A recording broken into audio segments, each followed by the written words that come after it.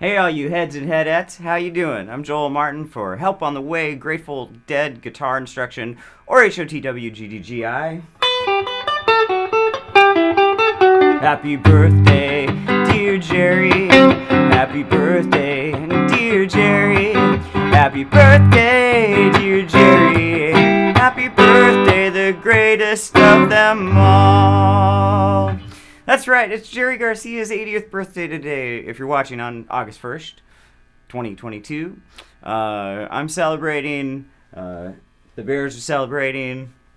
What better way to celebrate than dig in to the namesake of this series, the great Help on the Way. Spoiler alert, we're going to do some Slipknot too, because I'm feeling a little musically randy, let's say. So let's dig in. This also is dedicated to my buddy Jason Burke, great guitarist on the scene. Just wanted to kind of see, how I approach this stuff. Because guess what? I like to kind of geek out on stuff. And we're going to do some extreme geekery today. Help on the Way, Slipknot. The opening of their wonderful Blues for Allah record, released in 1975 on their own Grateful Dead records. It was going to be the last studio album that they did on that. They released one more live record in 1976, but then they dropped the idea of being an independent band and signed to Arista. But they did this in 1975, and not really too many good stories about the writing of Help on the Way. But as soon as it was premiered at one of the greatest events / rock shows in the history of mankind, which was on August 13th, 1975, the release party for Blues for Allah at Great American in San Francisco, Great American Music Hall. Little introduction by Bill Graham as they take the stage, and then they cut into the first chord, and that's the live debut, and from there, instant classic fan favorite. Just incredible. This song starts with sort of the hippie version of Hard Day's Night. The big thing of Hard Day's Night is how do you get that chord? Which, by the way, if you want to know, watch Randy Bachman's lesson on YouTube. You'll get it. So anyway, let me break down what happens here, and I will cite my sources. I'm using, of course, the Blues for Allah recording. I'm using the Great American Music Hall recording. I'm using the Swing Auditorium recording from 1977. They stopped playing this for a few years and came back in 1983, so I checked around a few versions in 83 and 84, and then also a version from 91. And in true Grateful Dead fashion, this intro changes a bunch, and they mixed it up, and I feel like I have a pretty good handle on what was happening. As a guitarist that grew up listening to crazy guitarists like Alan Holdsworth, I always want the guitar department to do a little more in this intro, and it really isn't happening from the guitars. A lot of the beautiful mystery of that first chord is Keith, but what ends up happening is I think both Jerry and Bob are kind of hammering on this F minor. The whole tonality is F minor. I think a lot of it is Dorian, and so it actually kind of switches in between Dorian and the Aeolian mode. So, sort of key of E flat, but, also sort of key of A flat a bunch. So we start on that F minor, and I think it's the Bob guitar and Jerry guitar on the recording. This is the recording, are going, and then Bob does this little octave thing. Now on that chord, Keith is laying in the minor 9. So if I were a guitarist and I were going to play this in a band by myself and without a keyboardist, I would probably add that in that register, because it's this note, this G note. And then, with some other people laying in the instruments, I think that would fit in pretty nicely. Later, Jerry would play, he would kind of just hammer out a low F minor.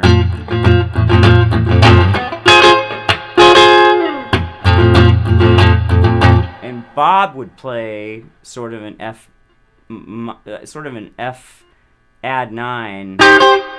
You know, he would kind of play.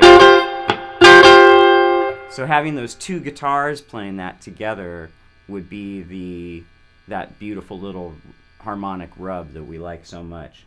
And I will say that this point gets validated by the 1991 recording I heard, or maybe it was a 92. I'm sorry, because it was Vince and Hornsby, and because of the tonality of their digital stuff that they're using, that tension is gone. Like that note in the voicing is gone. So I think that voicing is unique to the timbre of a Fender Rhodes. So when you have a Fender Rhodes in there and you're striking it, it's very much like a guitar, you know, because it's like a hammer-based thing. So when you hit that, you get that.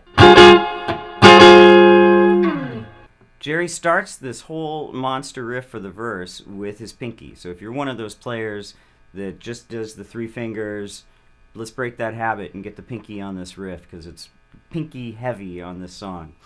And so he starts out by sliding the pinky into F, and he goes up a F minor arpeggio, so an A flat on the 4th string, 6th fret, and then a C on the 3rd string, 5th fret, and then he does an E flat arpeggio, so B flat, G, E flat, that's B flat on the 4th string, 8th fret, G on the 4th string, 5th fret, and E flat on the 6th fret, 5th string. And then he does this, the vocals start, Paradise Waits, and he lays into this F minor triad, then goes into a C minor triad, you know, bar chord, C minor triad. He kind of just plays those 3 strings, the 2nd, 3rd, and 5th strings. And then he plays an F minor shape here, but he starts by sussing it. So it's the F minor is F with your 3rd finger on the 4th string, A flat on the 3rd string, C on the 2nd string, and then he puts his pinky in there. Oh, we're losing the birthday balloon. Sorry. And then he puts the pinky in as the sus on the 3rd string, 3rd fret. And then he does this little awesome riff. E flat on the 4th string, 1st fret. And then C on the 5th string, 3rd fret. E flat. Wait. Yeah. Then up to E. Then F. E flat, D. That's all on the 4th string. And that's a real power move showing Dorian right there, because that's a beautiful D minor 6 chord. Then he puts the riff in. More verse.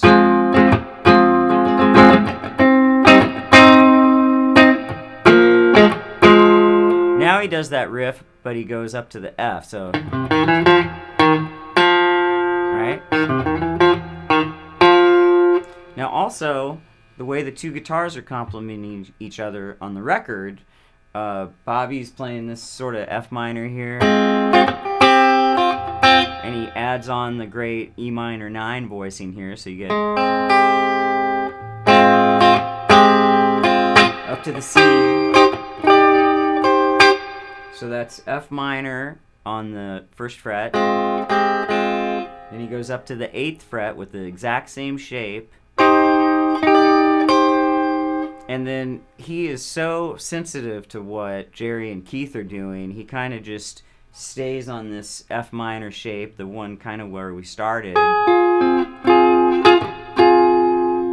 but only on the second and third and maybe the fourth strings. He kind of just very lightly is doing what he needs to do behind the other guys. You know? Maybe stuff like that. Or maybe just powering through and playing the same. He's kind of in that.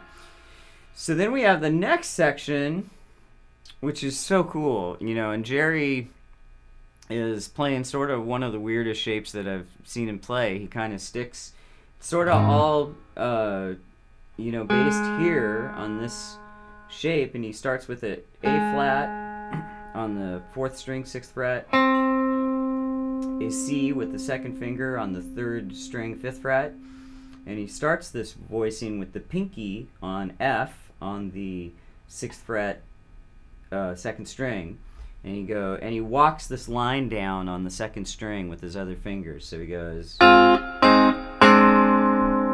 then he'll arpeggiate that chord. Then he goes, and then he comes up and plays like a C minor voicing on the 8th fret, 2nd string, 8th fret, 3rd string, and 10th fret, 4th string. Then he comes up and does a B flat major triad with the 1st finger on the 2nd string, 3rd finger on the 3rd string, 7th fret, and then the 3rd finger on the B flat on the 4th string. And then he goes down and plays like a A flat major 7 voicing. So that's going to take all 4 fingers there. So you have the A flat on the 4th string, 6th fret, C on the 5th fret, 3rd string, E flat on the 2nd string, 4th fret, and a G, the major 7, up here on top on the 3rd fret, 1st string. So that's...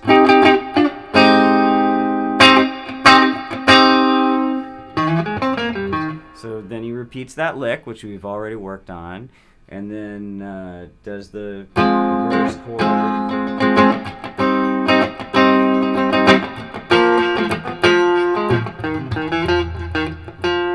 So everything we've just worked on is the form of a verse, and that basically keeps repeating until we get into the nebulous, wonderful world of Slipknot.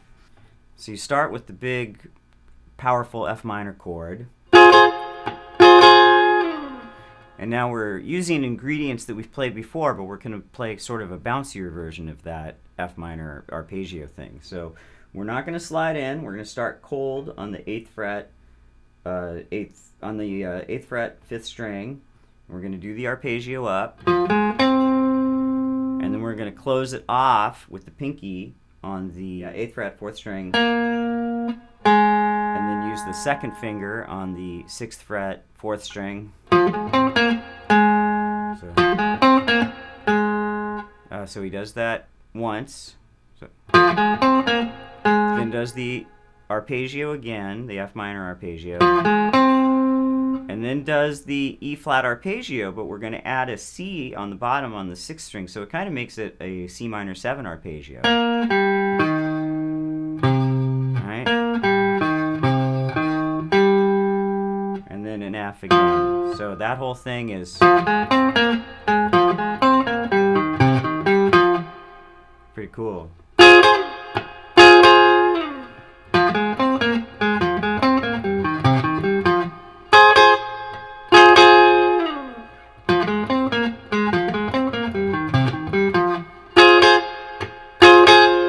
Now they do a real cool thing where he goes up and does the first half of that.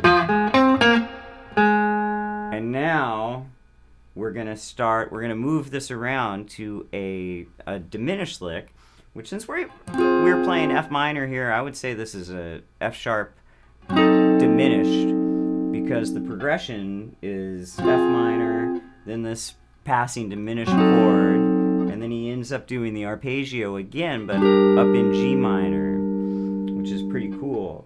and then also that's going to go up to a G sharp diminished, and then we're in.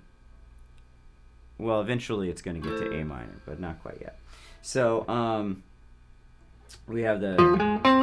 Then you slide in with the third finger to the 8th fret C note, which is the flat 5, the Devil's Triad of the F sharp diminished chord.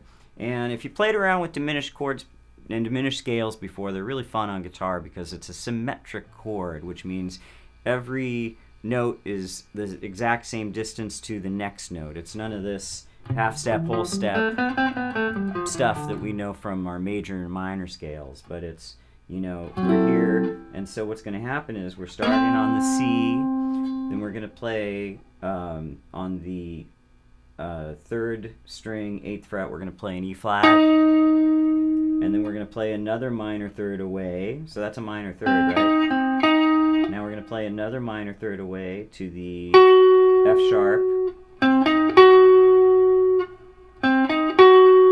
play another minor third away. We're going to play this note, which is an A up here on the 2nd string. You can fact check this by going a minor third over here. So that's how it looks visually up in minor thirds. But of course we're playing it in one nice little scale shape.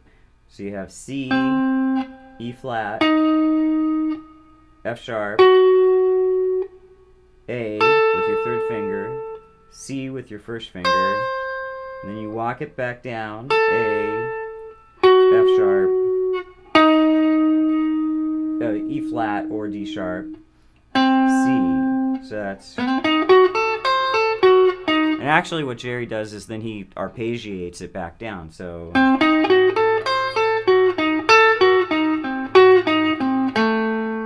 Now you're in G minor, and you're going to play the same bouncy lick that we played before. So G minor arpeggio.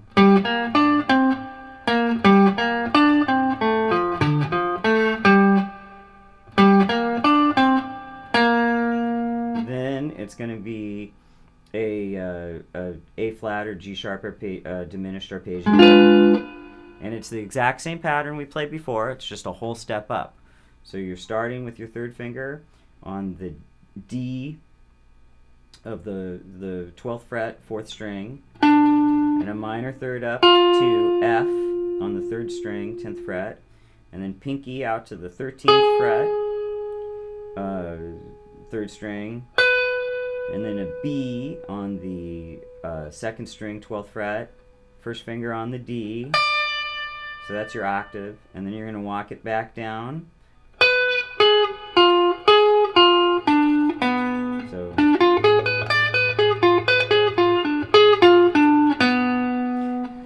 Now here, a real interesting thing happened in the evolution of this song. On the record, and as far as they played it live up until '77, they went into this next part of the lick. But in 1983, they stopped playing it for a few years, and then in 1983, when they came back with it, they added another diminished arpeggio. So that's important to figure out if your band is going to play it, like kind of which version from which year you're going to play it, because if you're playing it after '83, they add an arpeggio. So that's like this.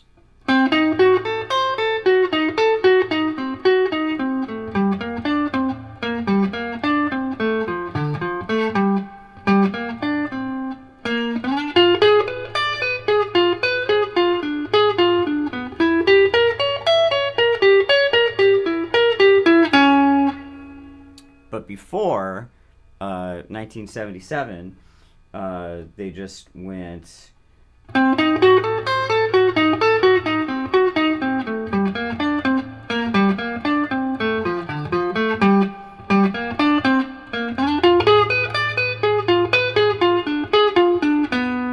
Then they go into an E minor 7 arpeggio with your. He slides in with your 1st finger on the 14th fret. 4th string, and plays. Basically, you'll recognize this maybe as a G chord, but again, you put the lower E on it, and now you have a minor arpeggio. So here's the E minor 7 arpeggio. 12th fret. I'm sorry. Here's the E minor 7 arpeggio. You start at the 14th fret, 4th string, and then put your pinky out to the G, and then the B, and then the D, and then you, so it's and then you get your pinky out here on the 1st string, 17th fret, and then 14th fret, then the 2nd string,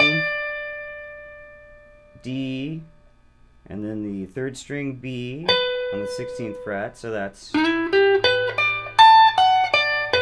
Then you have an F sharp major, F sharp minor arpeggio, F sharp minor 7 arpeggio, with your pinky on the E, the flat 7, on the 17th fret, 2nd string, then C sharp, also on the 2nd string, the 14th fret, then the A on the 3rd string, 14th fret, and then with your 3rd finger you hit the 16th fret on the 4th string. So that's... Then you do the exact same grouping a whole step down. So this is going to be a D minor triad. Or D minor 7 arpeggio, sorry. And then an E minor 7 arpeggio. So...